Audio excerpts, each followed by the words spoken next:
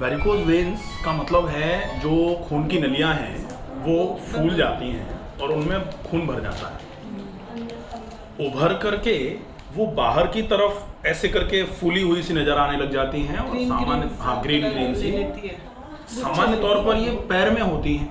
ज़्यादा सबके पैर में पैर में भी ये कूल्हे से नीचे की हड्डी के पास में होती हैं, तब ये ज़्यादा परेशानी करती हैं। हेलो हेलो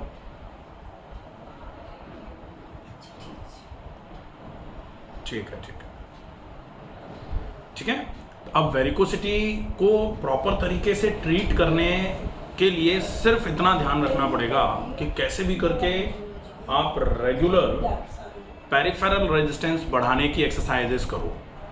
पेरिफेरल रेजिस्टेंस का मतलब है कि आपके शरीर में हार्ट की जिम्मेदारी है पूरे शरीर में खून को पहुंचाने की, तो वो पैरों में भी पहुंचाता है, तो हार्ट ऐसे करके सिकुड़ता भी है, उसकी वजह से प्रेशर से खून ऊपर नीचे हर जगह जाता है, लेकिन नीचे ग्रेविटेशनल फोर्स के चलते जल्दी जल्दी जाता है। लेकिन नीचे से ऊपर की तरफ खून को आने में बहुत मेहनत लगती है। पेरिफेरल रेजिस्टेंस अगर सही है तो ही आ पाता है, अदरवाइज नहीं आता। वो सही बना रहे, इसके लिए बहुत ज़रूरी है कि पैर की मांसपेशियों की ताकत मजबूत रहे। पैर की मांसपेशियों की ताकत मजबूत रहे, उसके लिए बहुत ज़रूरी है कि पैरों की एक्सरसाइजेस करी जाएं।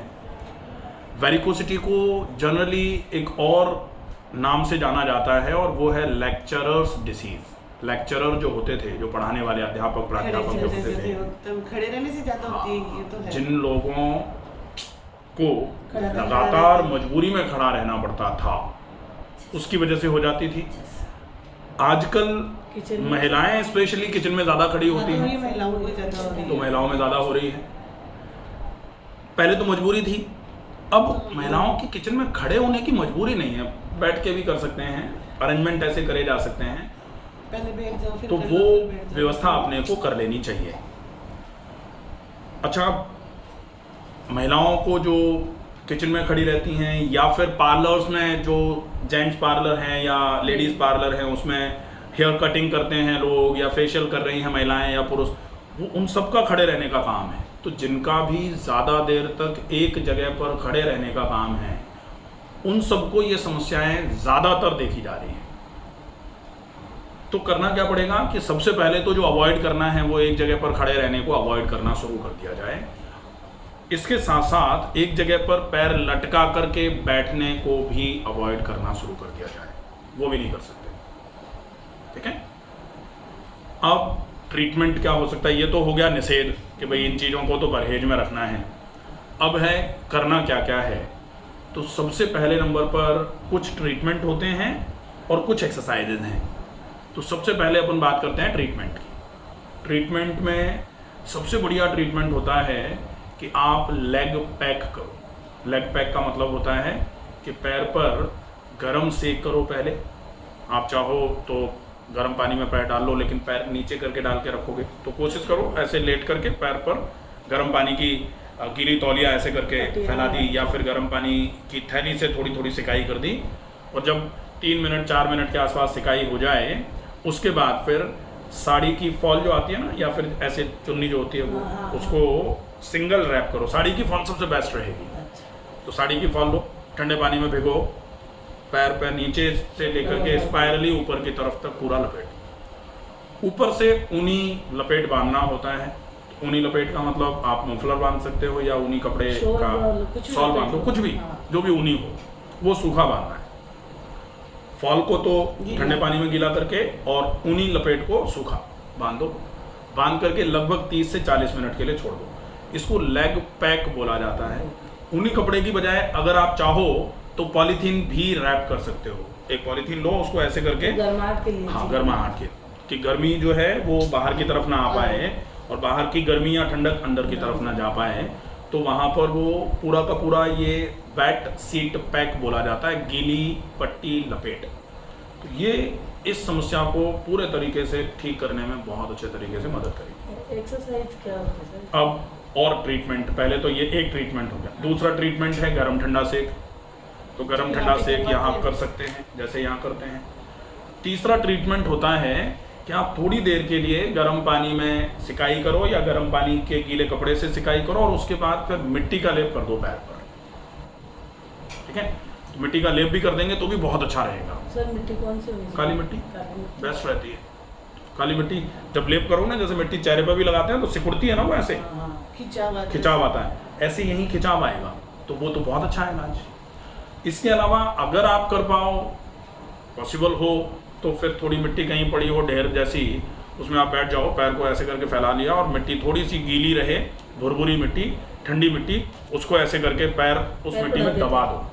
जैसे बचपन में खेलते थे ना, पैर रख के और मिट्टी डाल दी, हाँ बिल्कुल बिल्कुल वैसा वाला। तो वो बहुत अच्छा ट्रीटमेंट है इसके, बहुत अच्छा रहता है। सर हमारे फार्म हाउस है। हाँ तो बस सबसे बढ़िया है, काली भुरभुरी मिट्टी मंगवा लो वहाँ, तो काली मिट्टी मंगवा लो, वो लेप के लिए काम में आ जाएगी। और वैसे मिट्टी कहाँ होती है वाली? वैसे तो लगभग जो जैसे काली चिकनी मिट्टी जो होती है ना, खेतों में से ही अवेलेबल हो जाती है, 2.5-3 फीट नीचे से ली जाती है। आप तो जो लोग बर्तन बनाते हैं उनको बोल देना, वो डाल जाएंगे। तो मिट्टी की पट्टी या मिट्टी के लेप के लिए तो वो मिट्टी हो जाएगी। और खेत की वैसी वाली जो मिट्टी होती है ना, हल्की पीली सी मिट्टी, जो बालू मिट्टी जिसको बोला जाता है, तो वो हाँ वो वाली मिट्टी अपन पैर दबाने के लिए उपयोग में ले सकते हैं, ये हो जाएगा। इसके बाद आप एक ट्रीटमेंट और कर सकते हो, और वो ट्रीटमेंट है आप जैसे पैर पर गर्म और ठंडे पानी की धार बना करके डाल सकते हो, जिसको गर्म ठंडी धारा बोला जाता है। तो गर्म ठंडी मतलब एक बाल्टी में गर्म पानी, एक बाल्टी में ठंडा पानी ले लिया, गर्म बाल्टी में से मग लिया और ऐसे करके ऊपर से नीचे तक गिराया, फिर ठंडे पानी में से ऐसे ऊपर से नीचे तक गिराया। ये भी बहुत अच्छा रहेगा। ये आप घुटने पे भी कर सकते नल के नीचे भी अपन खेल, हाँ, लेकिन वो नल के नीचे तो अगर जैसे एक जगह एक जगह गिरेगा, फिर आपको मूव कराना पड़ेगा, वो थोड़ी दिक्कत रहेगी। अच्छा, बाल्टी से डालते हैं, बाल्टी से करो, मग से डालते हैं। अच्छा रहेगा, ये हो जाएगा।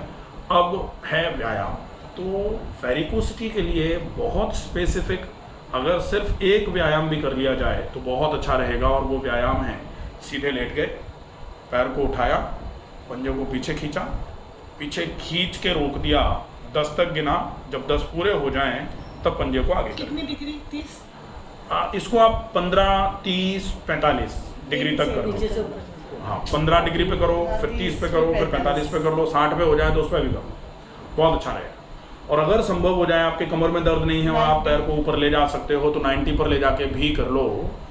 तो ये एक बार में 10 सेकंड रुकना है, इस पैर से 15 पे किया, फिर इस पैर से भी 15 पे किया, फिर अगर 15 पे चाहो तो 3 बार कर लो, फिर 15 पे 3 बार कर लिया, फिर 30 पे भी 2-3 बार कर लो, 45 पे भी 2-3 बार कर लो, 60 पे भी 2-3 बार कर लो, और ऐसे दोनों पैरों से अलग अलग कर लो, एक एक पैर करके। दोनों पैर एक साथ उठाने में थोड़ी तकलीफ होगी, ठीक है। ये अकेली एक एक्सरसाइज आपके वेरिकोसिटी के लिए बहुत अच्छा काम करेगी, प्लस वेरिकोसिटी के साथ में ये घुटनों के दर्द में भी बहुत इफेक्टिव एक्सरसाइज है। घुटने के दर्द में भी बहुत अच्छा आराम करवा देगी।